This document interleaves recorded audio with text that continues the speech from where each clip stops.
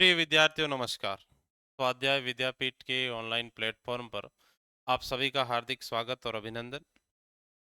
साथियों, वरिष्ठ अध्यापक भर्ती परीक्षा 2026 का आरपीसी द्वारा नवीनतम पाठ्यक्रम जारी कर दिया गया है और इस नवीनतम पाठ्यक्रम में काफ़ी चेंज देखने को मिल रहे हैं, बहुत से परिवर्तन देखने को मिल रहे हैं। उन्हीं परिवर्तनों पर चर्चा करने के लिए मैं आपके सामने उपस्थित हुआ हूँ। पुराने सिलेबस में और नए सिलेबस में जो अंतर देखने को मिल रहे हैं, मेजर परिवर्तन जो है, उन पर चर्चा करेंगे। साथ ही साथ इन परिवर्तनों का क्या असर होने जा रहा है विद्यार्थियों पर, उसी के बारे में भी चर्चा करेंगे। क्योंकि अ, अभी जो संपन्न हुए एग्ज़ाम है, चाहे फर्स्ट ग्रेड का हो, चाहे सेकंड ग्रेड का हो, उन परीक्षाओं को देखें तो लग रहा है कि आरपीसी बहुत से परिवर्तन कर रही है और बहुत से परिवर्तन इस प्रकार कर रही है कि जो विद्यार्थी को समझ आधारित विद्यार्थी की समझ को बेहतर बनाए, ऐसे प्रश्न पूछ रहे हैं। जो रटाफिकेशन का पुराना प्रचलन है वो लगभग लगभग ध्वस्त होने जा रहा है। साथियों, अब जो सिलेबस बना है, जो कल सिलेबस बना है जिसको अपन डिस्कस करेंगे, इसमें बहुत से परिवर्तन ऐसे हैं जो विद्यार्थियों को जो 40% की लकीर है उसको और जटिल बना देगा। क्योंकि जो परिवर्तन देख रहे हैं वो परिवर्तन बहुत व्यापक हैं और इन परिवर्तनों को हल्के में नहीं लें। आपके पास समय खूब है, लेकिन अभी से आपको ऑथेंटिक बुक्स और बहुत ही अच्छा मटेरियल पढ़ना होगा, तभी जाकर आप इससे पार पा पाएंगे। नहीं तो 40% की रेखा जिस प्रकार से राजनीति विज्ञान के विद्यार्थियों को प्रभावित किया, वो स्थितियां ना पैदा होए। उसमें भी अगर देखा जाए तो बहुत से रिवॉल्यूशनरी चेंज जो अपन देखने को मिल रहे हैं। मैं बात करूं कि कल आरपीसी ने जो सेकंड ग्रेड प्रथम प्रश्न पत्र का सिलेबस जारी किया है, इस सिलेबस में क्या-क्या परिवर्तन हुए हैं। मोटा मोटी परिवर्तन मैं आपको बता दूं, जो हमने हाइलाइट्स किए हैं वो परिवर्तन आप देख लें। Ancient culture and civilisation of Rajasthan, प्राचीन राजस्थान का कल्चर और प्राचीन राजस्थान की सभ्यताएं। पहले के सिलेबस में स्पेसिफिक साइट्स दे रखी थी, स्पेसिफिक चीजें दे रखी थी, जैसे कालीबंगा है, आहड़ है, गणेश्वर है और बेराट। चार सभ्यताएं स्पेसिफिक रूप से दे रखी थी।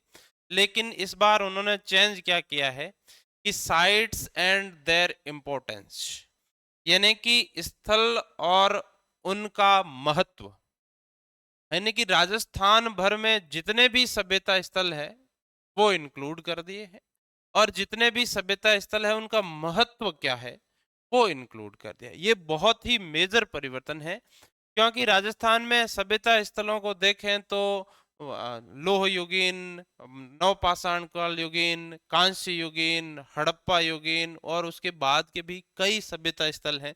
तो ये लिस्ट जो है वो बहुत लंबी हो जाएगी। इससे क्या है कि विद्यार्थियों को पहले तो सिर्फ 4 सभ्यता स्थल पढ़ने पड़ रहे थे, अब राजस्थान के सभी सभ्यता स्थल आपको पढ़ने होंगे। इसके साथ साथ उनका महत्व, महत्व का मतलब है कि कोई भी सभ्यता स्थल अगर खोजा गया है तो उसका कोई ना कोई ऐतिहासिक महत्व है, कोई सांस्कृतिक महत्व है, कोई सामाजिक महत्व है, कोई धार्मिक महत्व है, कोई दार्शनिक महत्व है। इन सभी फैक्ट्स को अपने को समझ के आधार पर, मान लीजिए अपन बेराट पढ़ रहे हैं तो बेराट में भगवान बुद्ध से संबंधित, अशोक से संबंधित, मध्यकाल के बहुत से अभिलेख, शिलालेख प्राप्त हुए हैं। तो ये सारी चीजें अपने को व्यापक रूप से पढ़नी होगी, तभी हम इसको पार पा पाएंगे। दूसरा मेजर जो चेंज हुआ है वो ये हुआ है कि history of Rajasthan up to 18th century. ध्यान रखें, पहले इसमें यह था कि 8 टू 18 सेंचुरी, यानी कि 8वीं शताब्दी से 18वीं शताब्दी तक का राजस्थान का इतिहास अपने को पढ़ना होता था और उसमें भी स्पेशल वर्गीकरण दे दिया गया था। लेकिन इस बार जो चेंज किया है वो ये किया है कि history of Rajasthan up to 18 century, यानी कि शुरुआत से लगाकर 18वीं शताब्दी तक का राजस्थान का इतिहास पढ़ना है अपने को। ये बहुत बड़ा परिवर्तन है, ठीक है। और राजस्थान का इतिहास कितना ब्रॉड है, कितना व्यापक है, आप समझ पा रहे होंगे।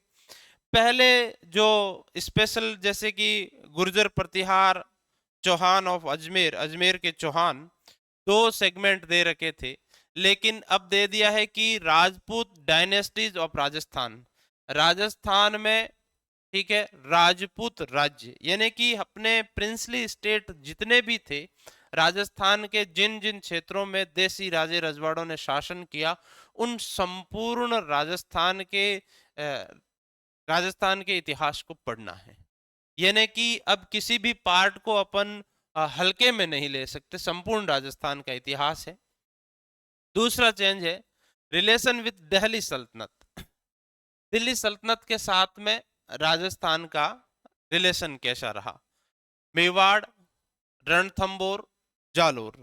तो ये जैसे पहले था उसमें कोई चेंज नहीं है, मेवाड़, रणथंबोर और जालोर था। लेकिन राजस्थान एंड मुगल स्पेसिफिक में मेवाड़, मारवाड़, अजमेर, बीकानेर, पहले ये नहीं था।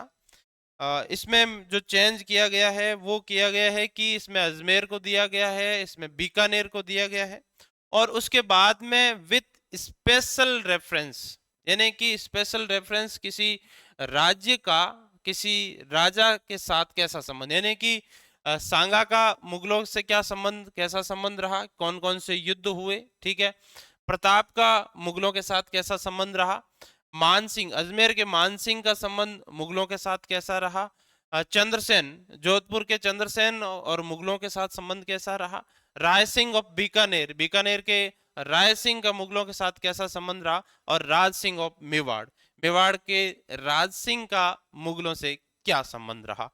सारा घटनाक्रम स्पेशल रेफरेंस के रूप में पढ़ना है। बाकी नॉर्मल चीजें अपने को मेवाड़ की, मारवाड़ की, अजमेर की, बीकानेर की सारी पढ़नी है। तो ये सेगमेंट भी काफी ब्रॉड हो गया है, काफी व्यापक हो गया है। आगे बढ़ते हैं।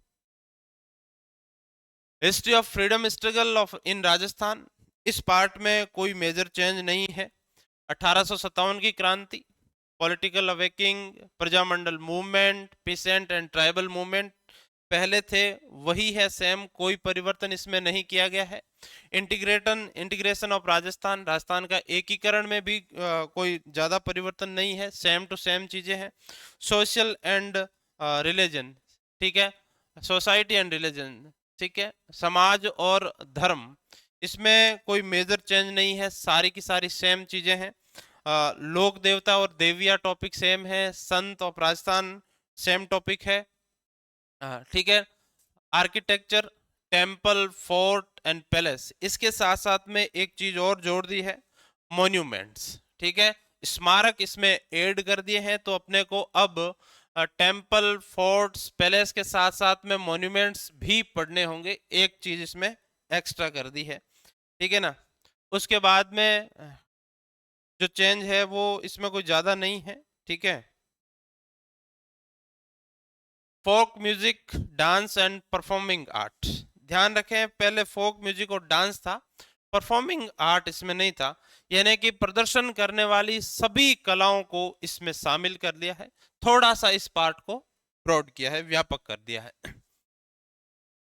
दूसरा जो चेंज है वो है इसमें लीडिंग पर्सनालिटी ऑफ राजस्थान, यानी कि राजस्थान के प्रमुख व्यक्तित्व है वो नया एक ऐड किया गया। अब राजस्थान के प्रमुख व्यक्तित्व का अर्थ ये हुआ कि राजस्थान के इतिहास में जिन जिन लोगों ने राजस्थान के इतिहास को प्रभावित किया, जिन्होंने हमारी संस्कृति को, हमारी सभ्यता को कुछ दिया हो, चाहे पॉलिटिकल क्षेत्र में हो, चाहे सामाजिक क्षेत्र में हो, चाहे धार्मिक क्षेत्र में हो, चाहे आर्थिक क्षेत्र में हो, सभी क्षेत्रों के जो प्रमुख व्यक्तित्व है वो अपने को पढ़ने होंगे। ये बहुत बड़ा परिवर्तन है, तो इसको समझना होगा। Political and administrative system of Rajasthan, Rajasthan का राजनीतिक और प्रशासनिक, राजस्थान की राजनीतिक और प्रशासनिक व्यवस्था, देखो इसमें जो मेजर चेंज हुए हैं वो मैं आपको बता दूं कि पहले जो ऑफिस ऑफ गवर्नमेंट था, गवर्नर था, उसको गवर्नर कर दिया है, चीफ मिनिस्टर कर दिया है, ठीक है। चीफ मिनिस्टर के साथ में कैबिनेट थी, ठीक है ना। तो काउंसिल ऑफ मिनिस्टर, ठीक है ना, कैबिनेट को भी साथ में कर दिया है, लेकिन मंत्री परिषद को ऐड कर दिया है, ये बात ध्यान रखनी है। ठीक है, उसके साथ साथ में स्टेट लेजिस्लेटिव असेंबली, ठीक है, राज्य विधानमंडल तो पहले भी था, इसमें भी है, कोई चेंज नहीं है।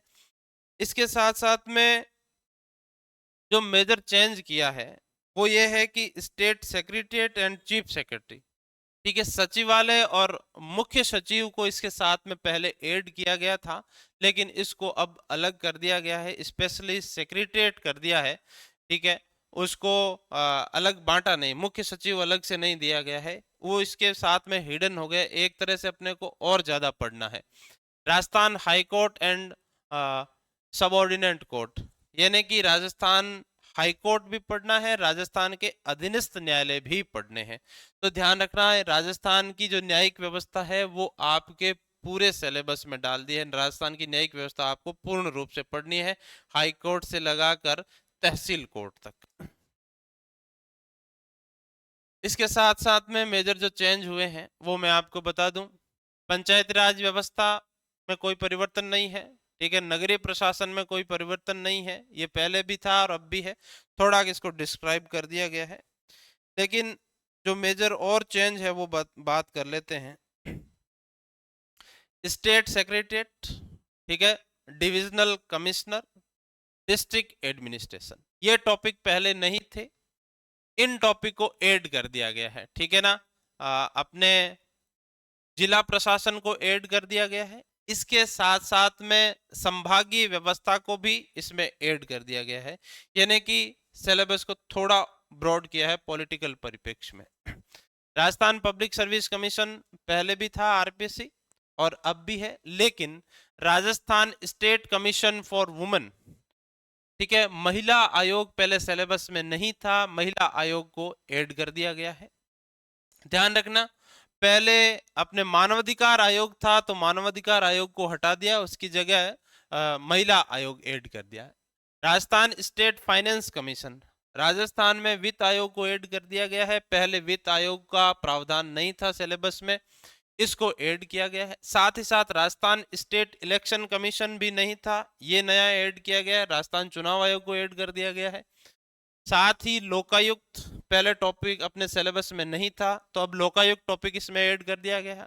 राजस्थान लीगल सर्विस अथॉरिटी, ध्यान रखना, राजस्थान विधिक सेवा प्राधिकरण है, ये पहले नहीं था, अब राजस्थान विधिक सेवा प्राधिकरण भी आपको पढ़ना होगा। यानी कि पॉलिटिकल परिप्रेक्ष्य में हम देखें तो मोटा मोटी जो परिवर्तन हुए हैं, कोई भी ऐसा टॉपिक, कोई भी ऐसा सेगमेंट नहीं है जो आरएस के स्तर का हो, वो सारा का सारा आप सेकंड ग्रेड वालों को सबको पढ़ना होगा। नेक्स्ट, करंट अफेयर्स में कुछ ज्यादा बड़े परिवर्तन नहीं है, लेकिन थोड़ा इसको वर्गीकृत कर दिया है, ये अच्छी बात है, ठीक है। Important person, palace and current issue, ये पहले भी थे अब भी है। New schemes and initiative related to welfare and development, ये नया टॉपिक ऐड कर दिया गया है, यानी कि राजस्थान में सरकार द्वारा वेलफेयर और डेवलपमेंट के लिए नई जो योजनाएं चलाई जा रही है वो आपको पढ़नी है सारी की सारी। इसके साथ साथ में नए जो गवर्नमेंट इनिशिएटिव लेकर आ रही है, ठीक है, वो आप सबको अपडेट रखने होंगे, यानी कि आपको गवर्नमेंट के द्वारा चलाई जा रही सभी योजनाओं को, गवर्नमेंट के द्वारा किए जा रहे सभी वेलफेयर के काम को, गवर्नमेंट के द्वारा किए जा रहे सभी विकास कार्यों को अच्छे से पढ़ना होगा।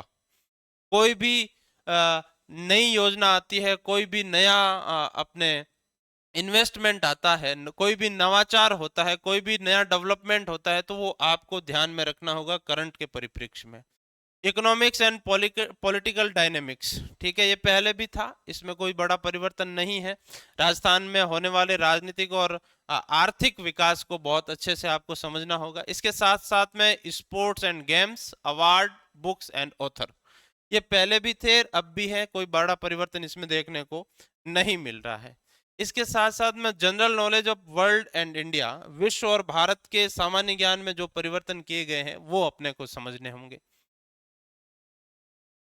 ध्यान रखें, जो परिवर्तन किए गए उनको हेडलाइट कर दिया है, ठीक है ना। प्रिंसिपल ऑफ ह्यूमन ऑक्यूपेशन, ठीक है। Indian physical feature, climate system, ध्यान रखना है पहले इसमें मानसून सिस्टम दे रखा था, इसमें अब चेंज करके इसको कर दिया गया है क्लाइमेट सिस्टम।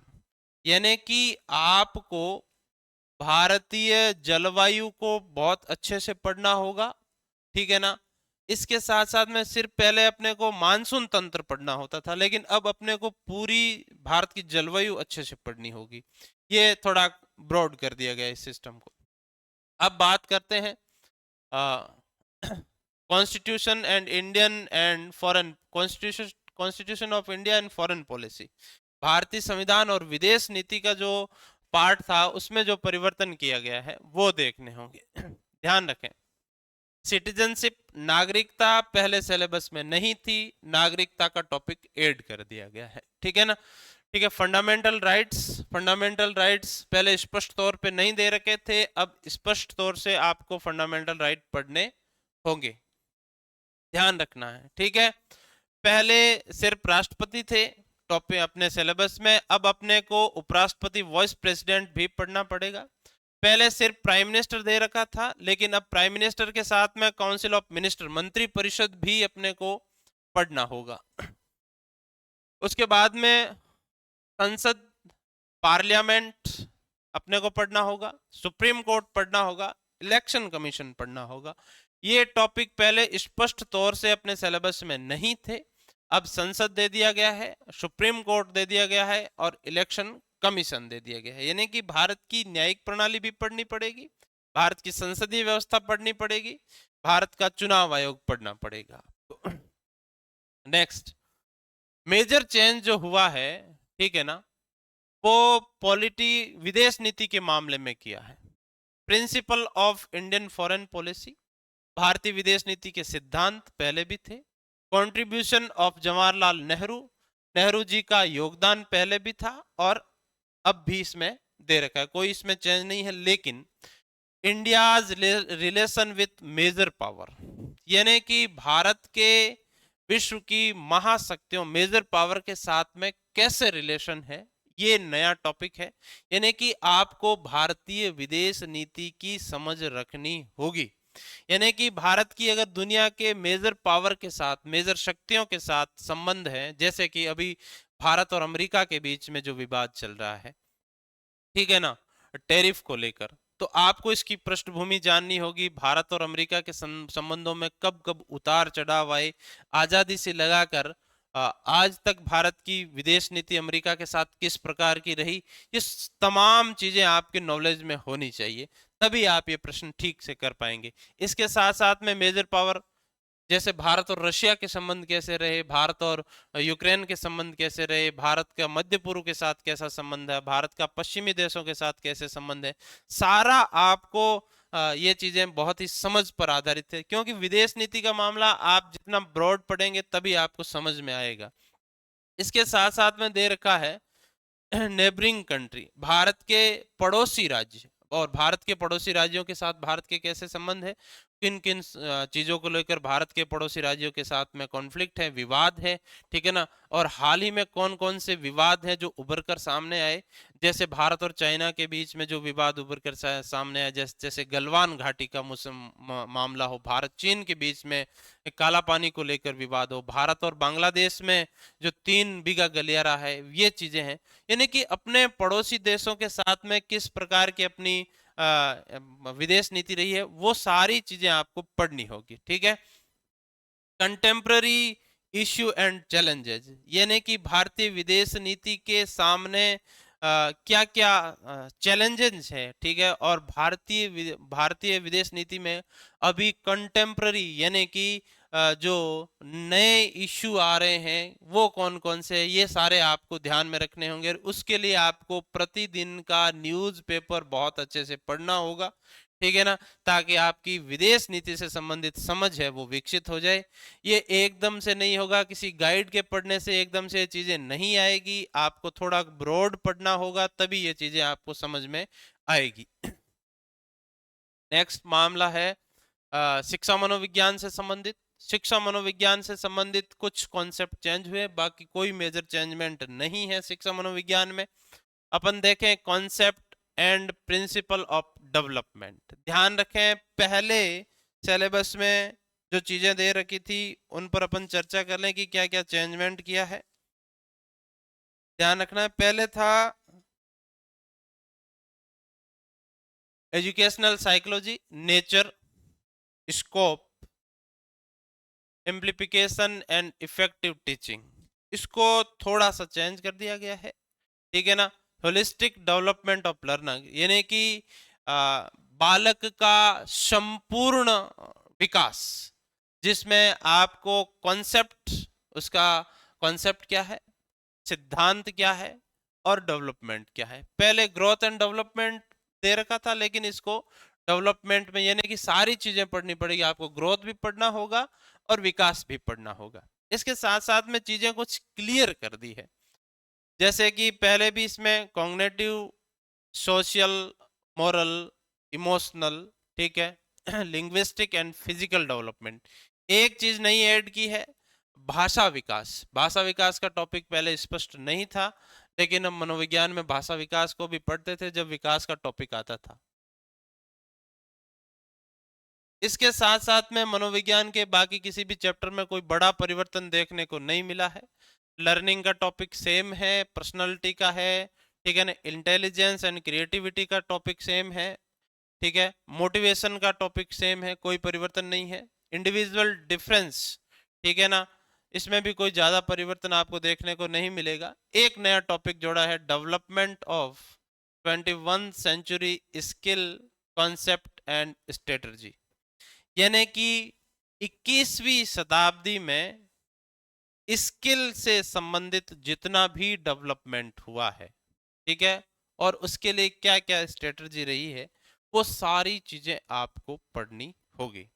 याद रखें विद्यार्थियों, अब जो सिलेबस दिया है ये काफी ब्रॉड है, यानी कि मनोविज्ञान की उत्पत्ति से लगाकर 21वीं शताब्दी, जहां आज हम जी रहे हैं, तब तक के मनोवैज्ञानिक डेवलपमेंट को बहुत अच्छे से पढ़ना होगा।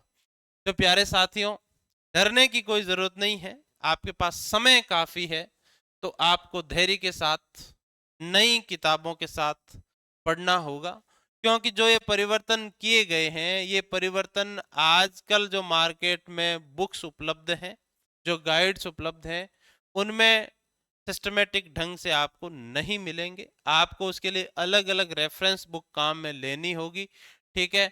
और कौन कौन सी बुक्स आपको काम में लेनी है, क्या क्या परिवर्तन हुए, वो हमने आपको बता दिया। अब आगे इन परिवर्तनों के बाद में हम जो नए बैच प्रारंभ करने जा रहे हैं 29 सितंबर से, उनमें आपको नए सिलेबस के अकॉर्डिंग सारी चीजें मिलेंगी। तो प्रिय साथियों, आप भी इस सिलेबस को एक बार जरूर एनालिसिस करें, जरूर पढ़ें और उसके बाद में अपनी तैयारी को आगे जारी रखें, क्योंकि अब जो ये सिलेबस है ये आपके 40% की जो रेखा है उसको बहुत ही क्रिटिकल बना देगा, मुश्किल बना देगा। इसलिए आपको थोड़ा सजग रहना होगा, क्योंकि अधिकांश विद्यार्थी क्या करते हैं कि सिर्फ सब्जेक्ट सब्जेक्ट और सब्जेक्ट पढ़ते हैं, जिसकी वजह से वो फर्स्ट पेपर पर ध्यान नहीं दे पाते हैं।